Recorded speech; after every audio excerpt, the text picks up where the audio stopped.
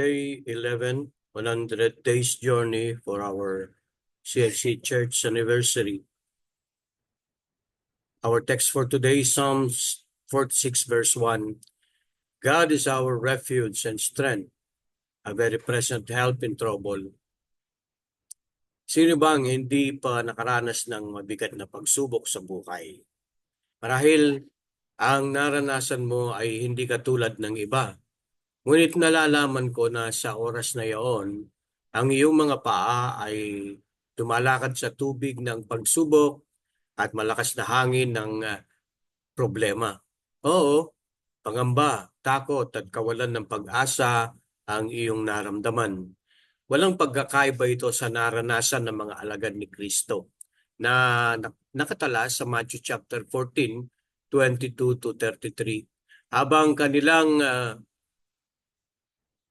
kanilang sinasakyang barko ay sinisiklot ito ng malaking alon at malakas na hangin.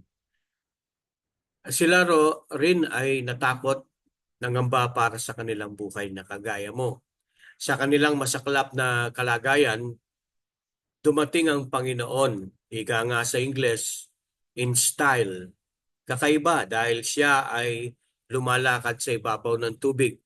Sa kanyang paglapit sa kanila, kanyang sinambit ang pananalitang, "It is I, be not afraid." May pinagdadaan ka bang pagsubok, kapatid, kaibigan? Tandaan na sa bagyo ng pagsubok sa buhay, mapupuno man yan ng alalahanin, problema, at takot, ang Panginoon ay tutulungan ka. Ang Panginoong Yesus ay nasa ibabaw ng iyong pagsubok. Mataas siya kaysa bagyo ng hirap. God is a refuge and strength, a very present help in trouble. Tayo manalangin. Panginoon, salamat po na kayo ay palaging nagsasabi sa amin na hindi kami dapat matakot dahil ikay nasa ibabaw ng mga pagsubok at suliranin.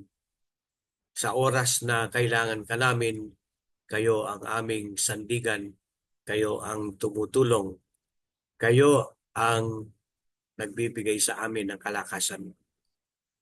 Sa mga kasama po namin ngayon at sa mga nakikinig ngayon, ang inyong tulong ay pagkaloob. Dahil Panginoon, kayo ang aming tunay na sandigan. Ito ang aming panalangin na may pasalamat sa pangalan ni Jesus. Amen.